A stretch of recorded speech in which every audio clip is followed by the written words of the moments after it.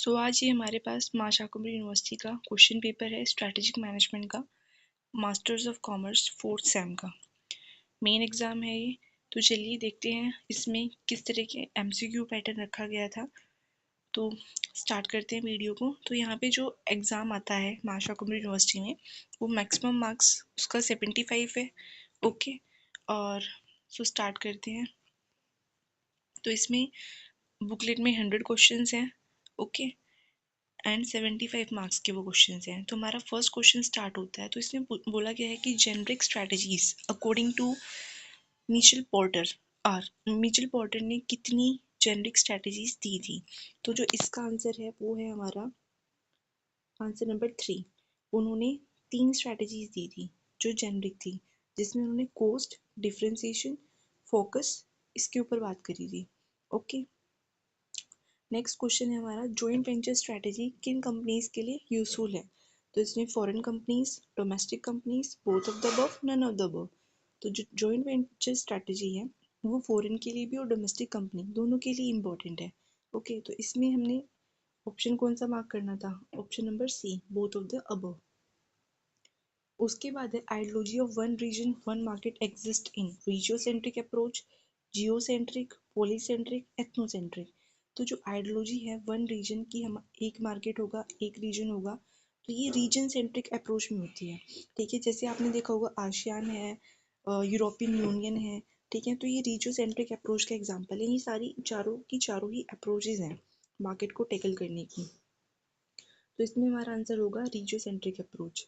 Okay, so next है हमारा which of the following is not a principle of business ethics. Business ethics, जो हम business में ethics, जो वैल्यूज, नॉर्म्स को यूज करते हैं, उनमें कौन सा हमारा प्रिंसिपल नहीं होता? Principle of compatibility, principle of humanity, principle of autonomy.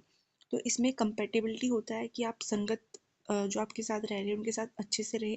मानवता की भी बात होती है हमारे बिजनेस एथिक्स में ऑलमोस्ट। उसके बाद है प्रिंसिपल ऑफ ऑटोनॉमी। इसमें क्या होगा प्रिंसिपल ऑफ ऑटोनॉमी में कि आप अपने बारे में सोचोगे, स्वायत्ता का सिद्धांत। ठीक है, तो यहाँ पे हमारा जो ऑप्शन होगा, जो प्रिंसिपल नहीं है हमारे बिजनेस एथिक का, वो है हमारा option number C. Okay, this is the right answer. So next चलते हैं हम अगले क्वेश्चन पे। तो which of the following is related to strategy selection. Strategy selection से रिलेटेड कौन सा है इनमें से? ठीक है, तो इसका हमें आंसर ढूंढना है। तो इसमें सबसे पहले है creation of options, then evaluation of alternatives, उसके बाद है सिलेक्शन ऑफ ऑप्शंस। तो जब भी हम स्ट्रैटेजी को सिलेक्ट करते हैं तो हम ऑप्शंस को क्रिएट करते हैं। उसके बाद उन ऑप्शंस के ऑल्टरनेटिव्स को भी इवैल्यूएट करेंगे, उनकी मतलब मेरिट्स, डीमेरिट्स देखेंगे। ठीक है, जो ऑप्शन हमने क्रिएट करे हैं उनमें से कोई एक ऑप्शन हम सिलेक्ट करते हैं। तो इसमें सारी स्ट्रैटेजी सिलेक्शन से रिलेटेड है। ओके, तो इसमें हमारा आंसर जाएगा डी। जो हिंदी मीडियम के स्टूडेंट्स हैं वो साइड में हिंदी दी गई है, आप वहाँ से कर लेना। एंड इसमें सेम ही ऑप्शंस हैं, और हमेशा जो ऑप्शन जैसे इधर इंग्लिश में डी है तो इधर भी डी ही होगा। ठीक है, उसके बाद है Boston Consulting Group is related to which of the following country. ये किस कंट्री से रिलेटेड था? तो जो बोस्टन कंसल्टिंग ग्रुप है हमारा, ये हमारा रिलेटेड है अमेरिका से, यूएस की कंपनी है, ये उससे रिलेटेड है। ओके, उसके बाद इसमें कितने कंपार्टमेंट्स हैं हमारे, जो हमारा बीसीजी मॉडल है, तो इसमें हमारे 4 कंपार्टमेंट्स दिए गए थे, जिसमें stars, cash cows, question marks, dogs, आपने पढ़ा होगा, ये सारे आते हैं। तो इसका जो ऑप्शन है वो हमारा होगा 4। तो इसमें 4 कंपार्टमेंट्स हैं, stars, cash cows, question marks, dogs. Next question है हमारा which of the following is the strength of the firm. इनमें से कौन सी जो है वो फर्म की शक्ति है? तो कन्फ्लिक्ट, क्या कोई लड़ाई फर्म की शक्ति हो सकती है? नहीं। सिक फाइनेंशियल कंडीशन, एक जो फाइनेंशियल कंडीशन जो है एक ऑर्गेनाइजेशन की वो खराब है बहुत ज़्यादा, तो ये क्या स्ट्रेंथ हो सकती है? नहीं, ये उसकी वीकनेस है। ये दोनों वीकनेस होगी। हाई प्राइस, अगर कोई फर्म हाई प्राइसेस चार्ज कर रही है अपने प्रोडक्ट्स के लिए, तो क्या वो उसकी स्ट्रेंथ हो सकती है? नहीं, वो उसकी वीकनेस है। बिकॉज बहुत सारे कंज्यूमर्स जो हैं वो प्राइस को देखते ही उस फर्म से सामान नहीं खरीदेंगे, क्योंकि एक कस्टमर जो है वो रीजनेबल प्राइस पे सामान खरीदना चाहता है। तो इसमें सबसे जो स्ट्रेंथ होगी वो होगी टेक्नोलॉजी। अगर किसी फर्म के पास अच्छी टेक्नोलॉजी है तो वो अच्छे प्रोडक्ट्स अपने कस्टमर को देंगे, रीजनेबल प्राइस पे देंगे। तो हमारा ऑप्शन होगा D, superior technology. The external environment is, जो एक्सटर्नल इन्वायरमेंट है हमारा, क्या उसको हम कंट्रोल कर सकते हैं, या फिर वो अनकंट्रोलेबल है, या फिर पार्टली कंट्रोलेबल है, या फिर नन ऑफ द अबव है? तो इसमें हमारा जो एक्सटर्नल इन्वायरमेंट है वो हमारा अनकंट्रोलेबल है, क्योंकि उसको हम नहीं कंट्रोल कर सकते, और जो हमारा इंटरनल इन्वायरमेंट होता है आप जानते होंगे वो हमारा कंट्रोलेबल होता है। ठीक है, तो इसमें हमारा ऑप्शन होगा बी। नेक्स्ट है हमारा which of the following is not related to micro environment. Micro environment क्या होता है हमारा, जो इमीडिएट इन्वायरमेंट होता है हमारी फर्म का, जैसे कंज्यूमर, मार्केटिंग, इंटरमीडियरीज हो गए, ठीक है, होलसेलर, रिटेलर, ये सारे ये माइक्रो इन्वायरमेंट में आ गए। और जो टेक्नोलॉजिकल स्ट्रेंथ है वो क्या होगी, वो होती है हमारी एक्सटर्नल इन्वायरमेंट का पार्ट। ठीक है, तो इसमें नहीं आएगा। अब आता है हमारा इकोनॉमिक इन्वायरमेंट। तो इकोनॉमिक इन्वायरमेंट हमारा किसका पार्ट है, तो इकोनॉमिक इन्वायरमेंट हमारा एक्सटर्नल इन्वायरमेंट का पार्ट है। आपने पढ़ा होगा एक्सटर्नल इन्वायरमेंट में हमारी पेस्टल अप्रोच होती है, political, economical, social, technological and legal, okay, ethical, तो ये सारी अप्रोचेज आती हैं। तो ये सारा जो इकोनॉमिक इन्वायरमेंट है वो हमारा एक्सटर्नल इन्वायरमेंट से रिलेटेड है। इंटरनल इन्वायरमेंट हमारे इंटरनल में हमारे एम्प्लॉयज़, हमारे ऑर्गेनाइजेशन के अंदर का इन्वायरमेंट आ जाता है। तो इसमें जो हमारा ऑप्शन है वो क्या होगा, वो होगा हमारा एक्सटर्नल इन्वायरमेंट।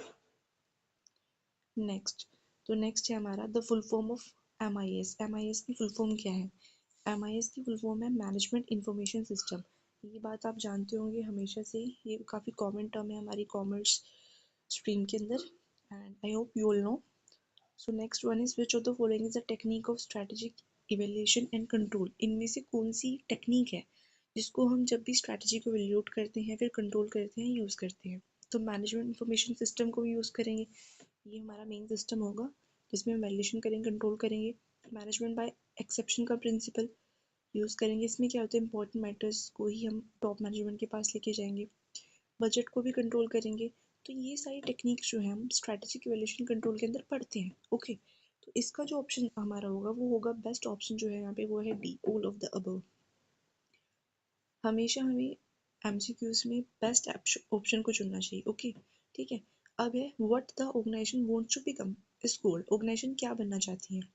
तो इसका सिंपल सरल है विजन, क्योंकि ऑब्जेक्टिव, गोल, विजन ये सब हमारे विजन को अचीव करने में ही हेल्प करते हैं। ठीक है, तो ऑप्शन होगा हमारा vision. Who is the author of book built to last. जो बुक बिल्ड टू लास्ट है उसके ऑथर का नाम क्या है, तो इनमें से कौन सा नाम है, आप सोचिए। अगर आप नहीं सोच पा रहे हैं तो मैं बता देती हूँ, इसका नाम है Jerry Paras and James Collins. Okay, तो इनकी बुक का नाम है बिल्ड टू लास्ट। उसके बाद है goals are express in qualitative form, quantitative form, both of the above, none of the above. तो जो गोल्स हैं उनको हम क्वालिटी में भी एक्सप्रेस कर सकते हैं, हम क्वांटिटी में भी एक्सप्रेस कर सकते हैं। गोल की कोई परिभाषा तो है नहीं ऐसी सेट कि आपको ऐसे ही करना है।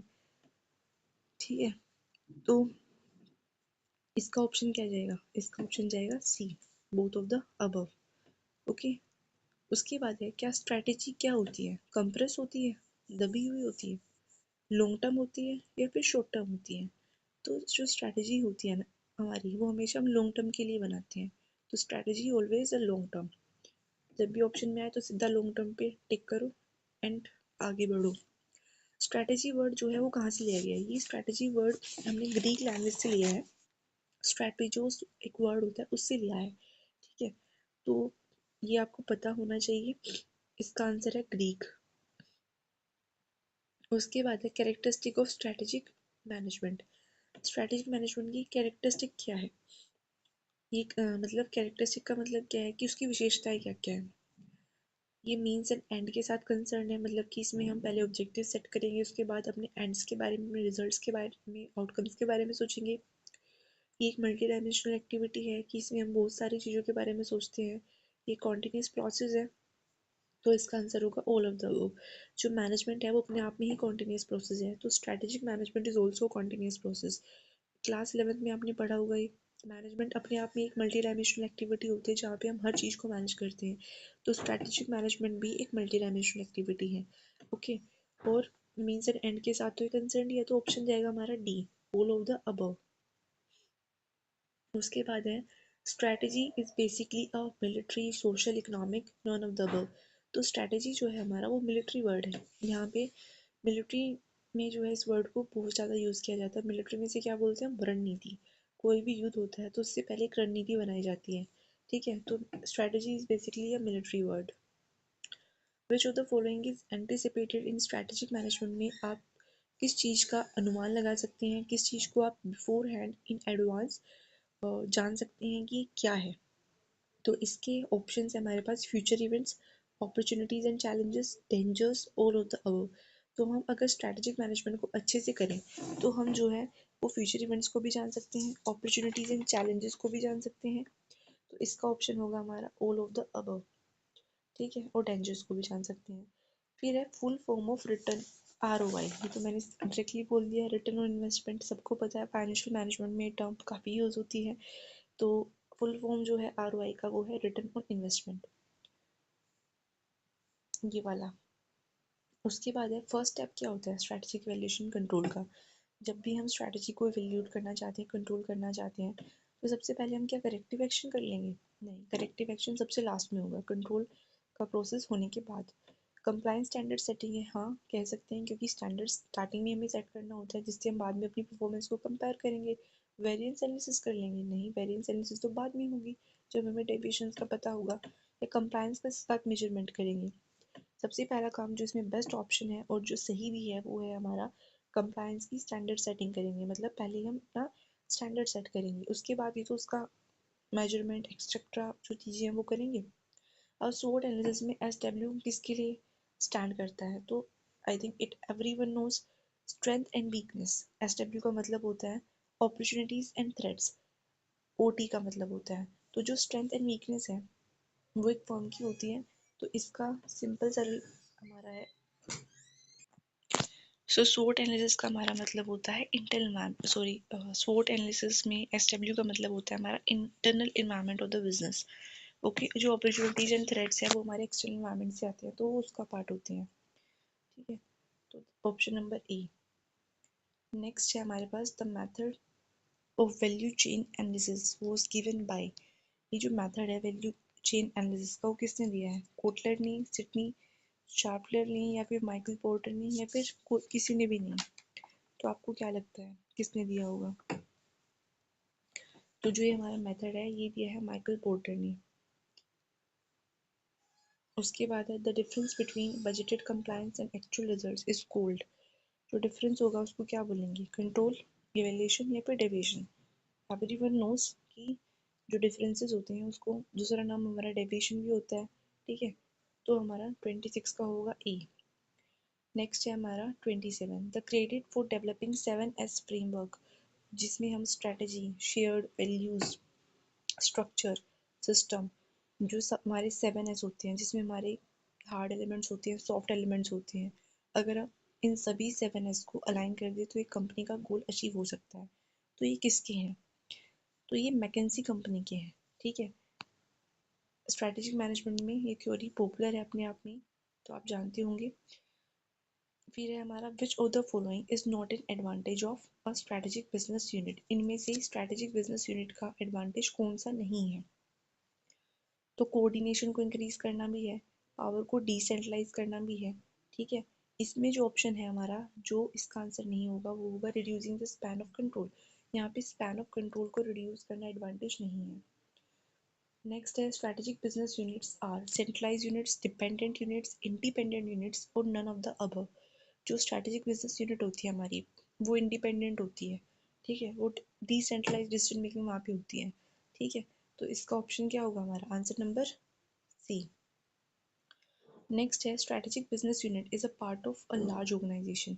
ओके, तो ये होती क्या आप अपने आप में वैसे? तो एक इंडिपेंडेंट यूनिट होती है, ऑपरेटिंग डिवीजन होती है, फिर डिवीजन होती है।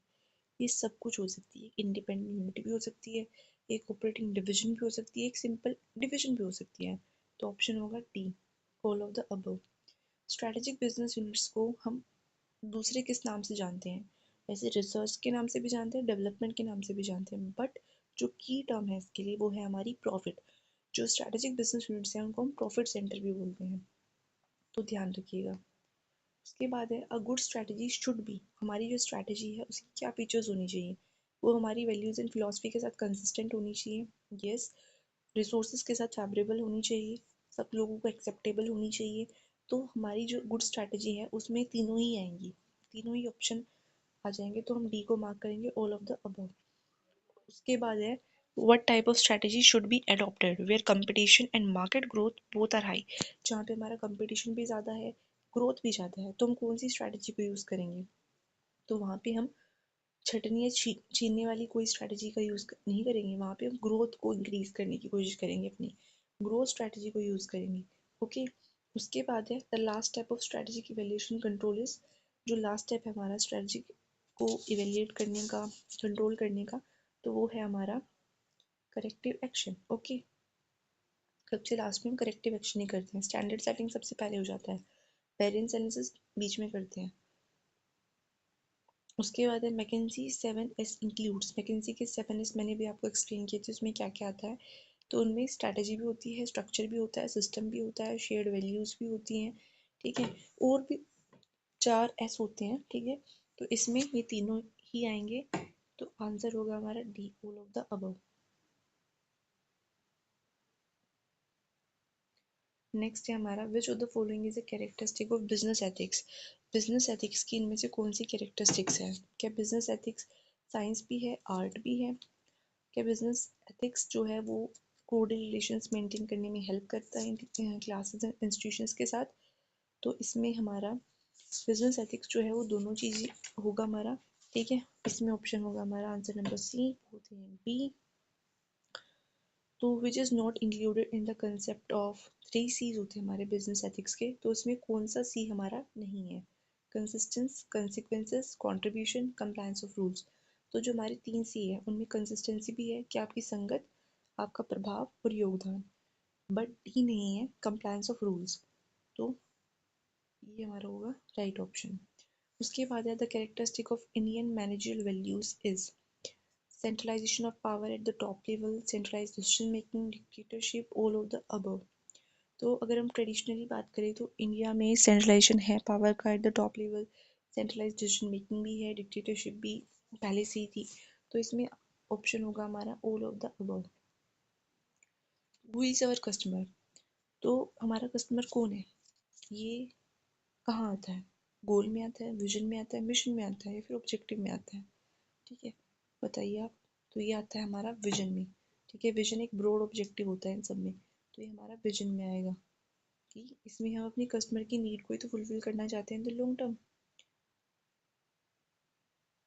उसके बाद हमारा 40 क्वेश्चन है, तो इसमें बोला गया है decision such as product development, marketing mix and staffing etcetera involve in which of the following. हमारे स्ट्रेटेजिक मैनेजमेंट में जब हम डिसीजन मेकिंग करते हैं तो हम corporate level strategy, business level strategy, operational strategy बनाते हैं. ओके, तो इसमें प्रोडक्ट को डेवलप करना, मार्केटिंग मिक्स को करना और स्टाफिंग करना, ये सब जो है हमारा बिजनेस लेवल स्ट्रैटेजी के अंदर आएगा. तो ऑप्शन होगा हमारा बी. नेक्स्ट है maintain the current level, move forward slowly. This is the essence of which of the following strategy. ये किस स्ट्रैटेजी का एसेंस है ये बताना है आपको. तो ये सस्टेनेबिलिटी स्ट्रैटेजी का है कि आप करंट लेवल पे मेंटेन करें और स्लोली स्लोली मूव करते हैं और आप लॉन्ग टर्म में सही डायरेक्शन में आ जाएंगे. तो ये है हमारा सी, सस्टेनेबिलिटी स्ट्रैटेजी. उसके बाद है objectives are generally set at which level. Strategic business unit के लेवल पे, या फिर सोसाइटी के लेवल पे, टॉप मैनेजमेंट लेवल पे. तो ऑप्शन नंबर ए है, it's very easy question, eight the top management level पे हमारे ऑब्जेक्टिव सेट हो जाते हैं. जो ऑब्जेक्टिव है उनकी क्या कैरेक्टरिस्टिक होती है? स्मार्ट अप्रोच याद है आप लोगों को, जिसमें हम ये पढ़ते हैं कि हमारा ऑब्जेक्टिव सिंपल होना चाहिए, मेजरेबल होना चाहिए, अचीवेबल होना चाहिए, रियलिस्टिक होना चाहिए, टाइम बाउंड होना चाहिए. ओके, तो वो सारी कैरेक्टरिस्टिक यहाँ पे लग रही है. कंट्रोलेबल में आप थोड़ा कंफ्यूज हो सकते हैं, तो हमारी जो ऑब्जेक्टिव है वो कंट्रोलेबल भी होना चाहिए, ठीक है, जिससे कि हम उसमें चेंजेस कर सके, वो रिजिडिटी ना अपनाएं. तो option number D is the right answer. Next है हमारा 44, विच of the following is more comprehensive and detailed. तो इस क्वेश्चन में आप लोग कंफ्यूज हो सकते हैं क्योंकि इतना आसान नहीं है इसे बताना, बट इसमें हर एक का एक इंक्रीजिंग डिक्रीजिंग ऑर्डर सेट होता है. तो जो अगर हम बात करें इंक्रीजिंग ऑर्डर में, तो सबसे बड़ा और कम्प्रिहेंसिव इन डिटेल जो है हमारा, वो है हमारा पर्पस, प्रयोजन, जिसको हम मिशन भी बोल देते हैं, सॉरी विजन भी बोल देते हैं. नेक्स्ट आता है हमारा strategy formulation and implementation are. Strategy को फॉर्म करना और उसको इम्प्लीमेंट करना, क्या ये दोनों एक दूसरे से बिल्कुल अलग है? ये एक तरीके से एक्सट्रीम ऑप्शन हो गया, तो ये ऑप्शन तो हमें पहले ही हटाना चाहिए। ओके, ऑपोजिट है एक दूसरे के, ऑपोजिट भी नहीं है क्योंकि ये भी गलत हो गया, तो हमारा ऑप्शन सही है बी, ये आपस में इंटररिलेटेड है। पहले हम फॉर्म करेंगे देन उसको इम्प्लीमेंट करेंगे, जुड़ी हुई हैं। अब इनमें से कौन सी चीज़ जो है वो जिसको हम डेलीगेट कर सकते हैं, पॉलिसी को, स्ट्रैटेजी को, या फिर दोनों को? तो हम दोनों को डेलीगेट कर सकते हैं बिजनेस में, नीति को भी डेलीगेट किया जा सकता है, स्ट्रैटेजी को भी। उसके बाद है स्ट्रैटेजी की क्या क्या कैरेक्टरिस्टिक होती हैं। तो जो स्ट्रैटेजी है हमारी वो फॉरवर्ड लुकिंग है, इंटरनल एंड एक्सटर्नल फैक्टर्स का कॉम्बिनेशन होती है, सिस्टम अप्रोच होती है उसके अंदर। तो जो स्ट्रैटेजी है हमारी वो इंटरनल एक्सटर्नल फैक्टर्स का भी कॉम्बिनेशन है, उसमें एक पद्धति का भी इस्तेमाल किया जाता है, वो फॉरवर्ड लुकिंग भी है। तो ऑप्शन जाएगा डी हमारा, ऑल ऑफ द अबव। उसके बाद है 48, विच of the following is the characteristic of business ethics की क्या कैरेक्टरिस्टिक्स हैं। Govern and guided by principles, इनका स्कोप वाइडर होता है, लॉजिक हाँ जी होता है, ठीक है। डिफरेंट क्लासेस में have different level of morality, yes, जितनी भी क्लासेस होती हैं सबकी मोरालिटी जो है वो डिफरेंट होती है, ठीक है। तो इसमें ऑल ऑफ द अबव ही हमारा जाएगा आंसर। उसके बाद है 49, how many steps in the strategic management process have been describe by Wheeler and Hunger. तो जो इससे पहले मैं आप लोगों को इम्पोर्टेंट बात बता देती हूँ। अगर आप लोगों को ये वीडियो पसंद आया है, ये माशा कम्युनिटी यूनिवर्सिटी का क्वेश्चन पेपर है, अगर आपको इसका पार्ट 2 चाहिए तो आप मुझे कमेंट सेक्शन में बताना, मैं इसका पार्ट 2 भी जल्द लेकर आऊँगी। एंड अभी हम पार्ट 1 में 50 क्वेश्चंस को कवर करेंगे, और जो हमारे नेक्स्ट 50 क्वेश्चंस होंगे उनको हम बाद में कवर करेंगे, ओके। और अगर आपको हमारे चैनल की वीडियोस अच्छी लग रही है तो हमारे चैनल को लाइक, शेयर एंड सब्सक्राइब कीजिए, सो दैट कि हम और ज़्यादा कंटेंट डिफरेंट यूनिवर्सिटीज़ और जो भी आपकी कंसर्न यूनिवर्सिटीज़ हैं उनके सिलेबस के अकॉर्डिंग लेकर आ पाए, ओके। तो चलिए अब हम अपने क्वेश्चन पे आते हैं 49 पे, how many steps in the strategic management process have been describe by Wheeler and Hunger. तो जो स्ट्रेटेजिक मैनेजमेंट का प्रोसेस जो व्हीलर और हंगर ने दिया है उसमें ना सिर्फ 5 स्टेप्स हैं, ठीक है। तो हमारा ऑप्शन होगा सी, 5 स्टेप्स वाला। तो 50 क्वेश्चन हमारा है अभी, which of the following is not a reason for adopting course leadership strategy. इनमें से कौन सा कोर्स लीडरशिप स्ट्रेटेजी का अडॉप्ट करने का रीजन नहीं है। तो जो इसका ऑप्शन होगा हमारा वो क्या होगा, threat of competition, sustainable development, या फिर मार्केट को कंट्रोल करना, या न्यू एंट्रेंट्स को मार्केट में आने से रोकना। तो जो इसका हमारा सही आंसर होगा वो होगा हमारा सस्टेनेबल डेवलपमेंट। हम कोर्स लीडरशिप कब अपनाएंगे, जब हमें कंपटीशन ज़्यादा दिखेगा, जब हम मार्केट में को कंट्रोल करना चाहते हैं, या फिर हम नए बंदों को मार्केट में आने से रोकना चाहते हैं, तो तब होगा। तो सस्टेनेबल डेवलपमेंट में हम लॉन्ग टर्म के बारे में सोचते हैं, ठीक है। तो इसका इससे कोई नाता नहीं है, तो बी ऑप्शन हट जाएगा यहाँ से। तो मतलब बी ऑप्शन इसका सही आंसर है, ये कोई रीज़न नहीं है कोर्स लीडरशिप को अपनाने का, ओके। सो अगर आपको ये वीडियो अच्छा लगा हो, मैं जैसा मैंने आपको पहले बताया, तो लाइक कीजिए, शेयर कीजिए, कमेंट कीजिए एंड सब्सक्राइब करना मत भूलिएगा अगर आपको वीडियो अच्छे लगते हैं। एंड इसका जो पार्ट 2 है, जो नेक्स्ट 50 क्वेश्चंस है वो हम इसके बाद लेकर आएंगे। अगर आपका रिस्पॉन्स अच्छा रहा तो पार्ट 2 आए जल्द ही आएगा। Thank you for watching.